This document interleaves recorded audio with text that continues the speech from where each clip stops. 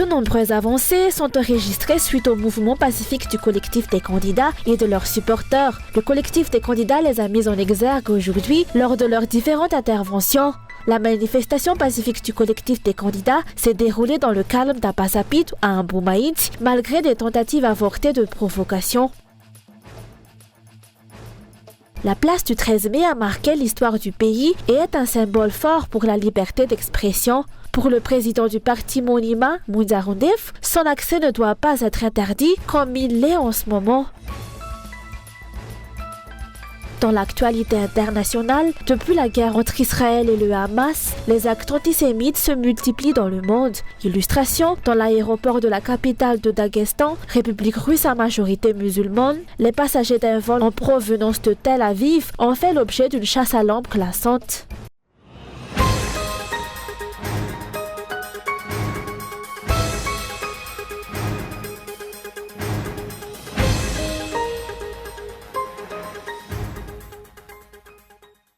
De nombreuses avancées sont enregistrées suite au mouvement pacifique du collectif des candidats et de leurs supporters. Le collectif des candidats les a mis en exergue aujourd'hui lors de leurs différentes interventions. La lutte qu'ils mènent ne va pas tarder à aboutir pour un avenir meilleur pour Madagascar.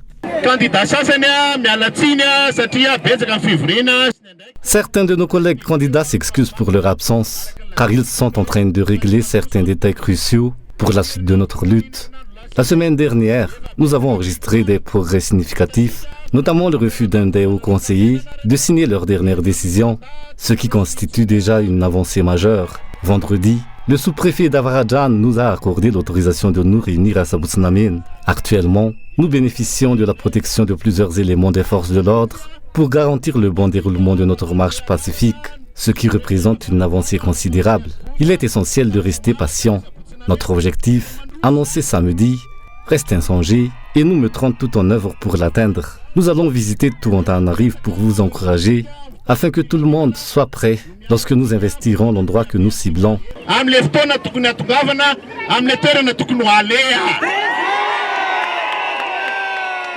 L'objectif reste des élections justes afin d'éviter la récurrence des crises qui entravent le développement du pays. L'instauration de l'état de droit est la primauté et tout ce qui va à l'encontre du respect de la loi ne sera pas accepté. La solidarité est le facteur qui permettra de réaliser les objectifs visés.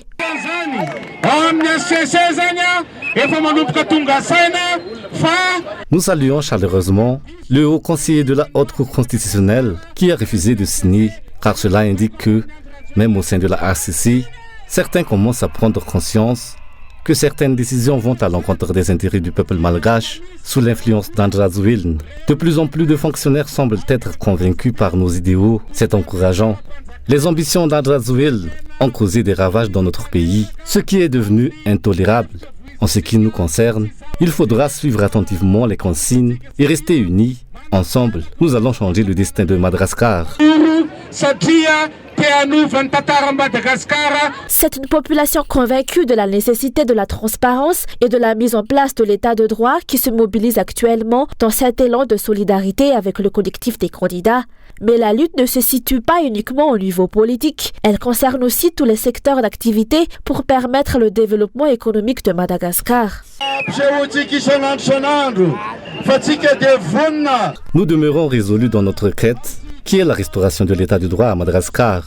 La situation actuelle est devenue intolérable, car la crise ne se limite pas seulement au domaine politique, mais elle affecte aussi l'économie. En plus de la vanille, le secteur du girofle est également menacé. Notre engagement ne se limite pas uniquement aux élections, mais s'étend à la résolution de tous les maux qui touchent les Malgaches.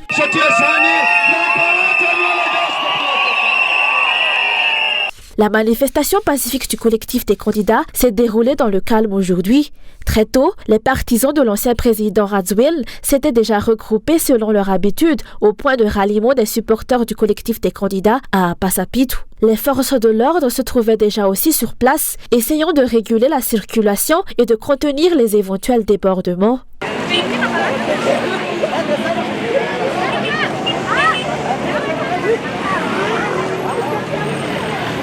À 11h30, les candidats et leurs représentants sont arrivés sur les lieux. Leurs supporters se sont rapprochés. Quelque peu avant, les partisans orange se sont retirés sous les huées de la foule.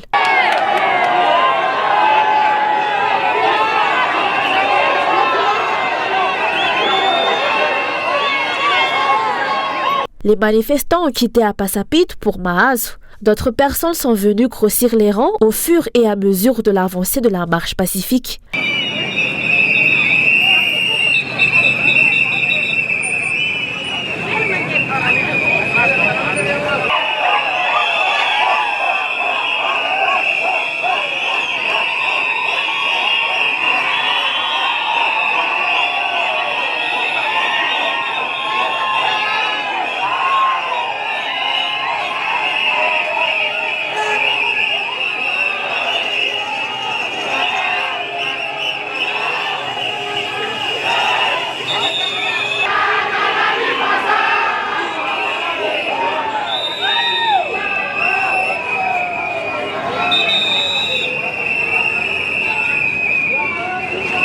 La marche a pris fin au rond-point d'Abouimaïd aujourd'hui. Le mouvement de protestation va continuer dans les prochains jours et prendra une autre tournure, d'après les explications.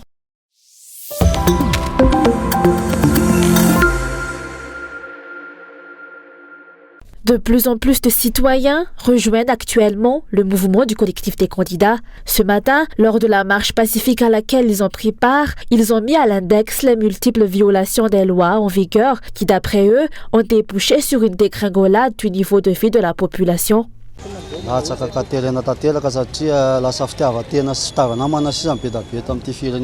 Les Malgaches font face à des conditions de vie extrêmement difficiles en raison de l'égoïsme de leurs dirigeants. La majorité du peuple n'est plus respectée.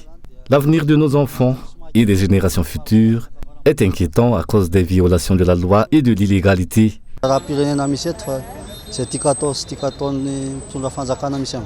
Les citoyens ont déclaré qu'ils militent contre ces violations de la loi pour garantir un avenir meilleur aux générations futures. Je suis venu d'Ambujachim pour m'engager dans cette lutte, car la situation actuelle n'est plus acceptable. Nous avons pleinement conscience qu'il s'agit d'une forme de colonisation et nous ne pouvons plus le tolérer. Notre combat vise à éviter d'imposer cela aux générations futures. Les citoyens déclarent subir de plein fouet l'augmentation du coût de la vie ces 5 années du régime d'Andjradouel. Ils déplorent la mauvaise gestion du pays, les violations de la Constitution et la négligence des besoins sociaux de la population. Ils se déclarent déterminés à poursuivre cette lutte jusqu'à ce que l'objectif de la restauration de l'état de droit et de la souveraineté nationale soit atteint.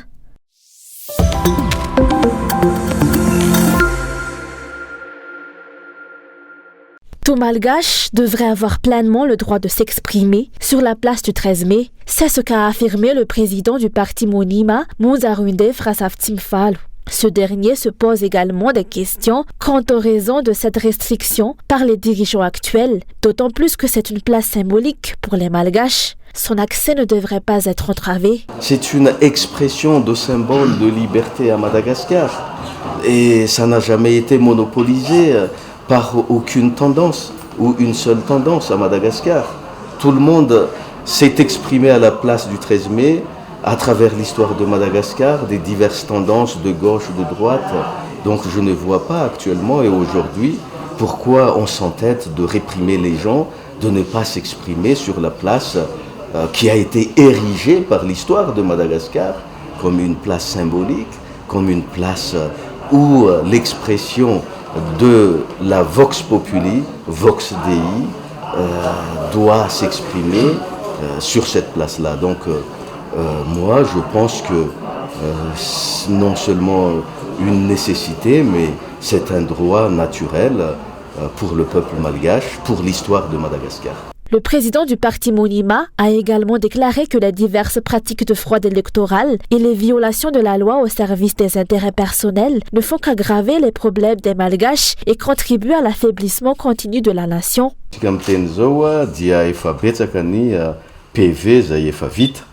À l'heure actuelle, de nombreux procès-verbaux sont déjà préparés et 150 à 400 citoyens au niveau de certaines collectivités ont été regroupés pour signer des listes inconnues. À Antiranan, Des PV de résultats électoraux sont même déjà établis. Ces pratiques ne contribueront en rien à l'amélioration de la situation du pays, sans oublier les tours de passe-passe au niveau de la présidence, tantôt attribués au Premier ministre, puis ensuite au prétendu président du Sénat. Cela se produit malgré le fait que les décisions de la Haute Cour constitutionnelle sont censées être irrévocables, mais elles sont modifiées à leur gré. Ces agissements ne sont pas dignes de notre pays. Madagascar est un grand pays, ayant vaincu l'esclavage de la colonisation. C'est une terre riche où le peuple ne mérite pas de vivre de telles situations. Tsy mendrika izany Madagascar satria tany manankarena. Ka izay zavatra izay no tsy maintsy ahitsy. L'accès à la place du 13 mai est toujours sous haute surveillance. On atteste la présence massive de forces de l'ordre sur les lieux aujourd'hui.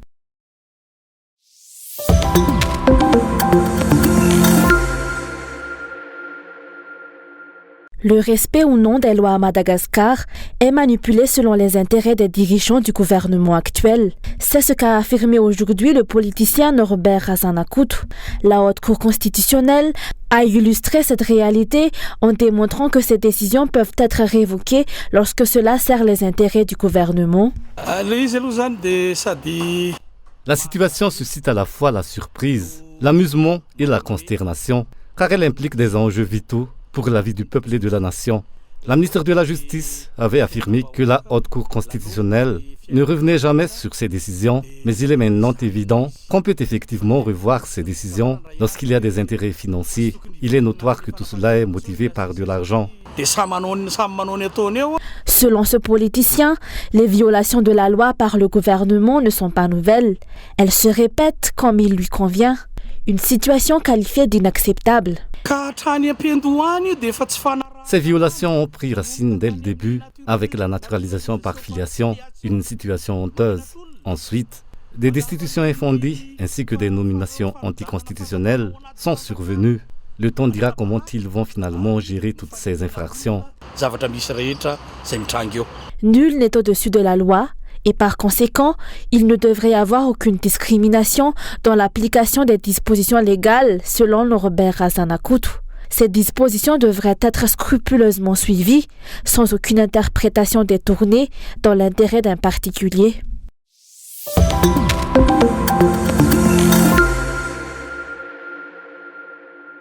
Les agents du Centre national de production de matériel didactique, au CNAPMAD, ont fait appel aujourd'hui au syndicat des agents de l'éducation nationale. Depuis près de 3 ans, ils rencontrent des difficultés à percevoir leur salaire. Certains d'entre eux n'ont pas reçu de rémunération depuis presque 1 an. Les agents du CNAPMAD nous ont fait part de leurs nombreuses difficultés. Bien que nous ne puissions pas entrer dans les détails à ce stade, ils font appel à notre solidarité car nous relevons tous le ministère de l'Éducation nationale. Nous allons donc définir une stratégie commune.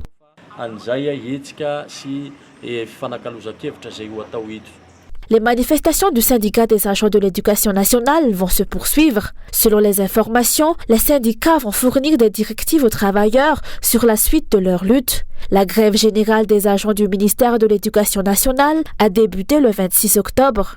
Depuis le début de la grève, certains travailleurs ont fait l'objet d'intimidations.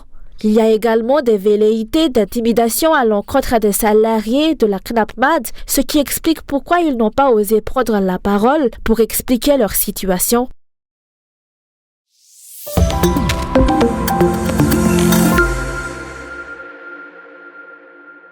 L'un des 5 responsables gouvernementaux chargés de signer la réponse aux demandes du CCES persiste à ne pas le faire. Le président du syndicat des enseignants-chercheurs et chercheurs-enseignants de l'enseignement supérieur, section Atananagiv, l'a déploré ce jour. Le CCES maintient sa décision de ne pas reprendre les activités pédagogiques au sein des universités tant que leurs revendications ne sont pas satisfaites. Ny fahitan'ny olona etseroa dia totrany hoe tsy misy mihitsy ny stratégie tsy miova ny stratégie fa ny CCS eny mifampiresaka any ambadika. Il est important de noter que, contrairement à ce que certains pensent, le CCS élabore des stratégies et en discute régulièrement. Nous envoyons des représentants pour négocier avec le gouvernement concernant nos revendications. À l'heure actuelle, l'un des 5 responsables gouvernementaux chargés de signer la réponse à nos revendications persiste à ne pas le faire. Nous exhortons ce ministre à agir et à ne pas compromettre l'avenir des étudiants de l'université publique. Les étudiants connaissent déjà votre identité. vous qui refusez de signer, nous vous encourageons donc à apposer votre signature sur la proposition de décret qui permettra le retour des activités pédagogiques.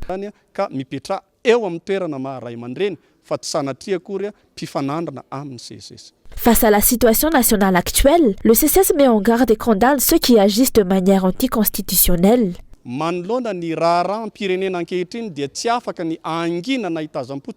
Face à la situation nationale actuelle, le CCS section Antananarivo estime qu'il ne peut rester silencieux. Madagascar est un état de droit. La Constitution et les lois en vigueur devraient être protégées avec la plus grande attention. Le CCS met en garde et condamne ceux à qui le peuple a confié le pouvoir et qui prennent pourtant des décisions et agissent de manière anticonstitutionnelle, ce qui met en péril la souveraineté du pays. Nous condamnons également les menaces et les intimidations dirigées contre certains dirigeants syndicaux et travailleurs par des responsables gouvernementaux.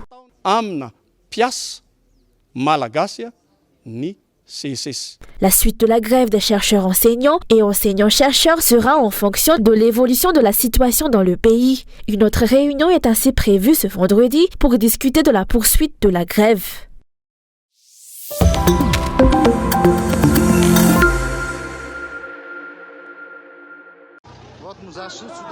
Une foule déchaînée qui prend d'assaut l'aéroport de Makhatchkala au Daghestan en Russie. Des hommes se précipitent dans le terminal, drapeau palestinien en main. L'arrivée d'un avion en provenance de Tel Aviv a été annoncée. Des hommes qui semblent incontrôlables rentrent dans différentes pièces de l'aéroport. Un peu plus tôt, selon les médias russes, ils demandaient leur passeport aux passagers qui sortaient pour voir s'ils étaient israéliens. Ils parviennent ensuite à s'introduire sur le tarmac pour encercler l'avion de la compagnie russe Red Wings et veulent visiblement s'en prendre aux passagers. Parti de Tel Aviv, l'avion a atterri ici dimanche à 19h heure locale et devait ensuite redécoller pour Moscou.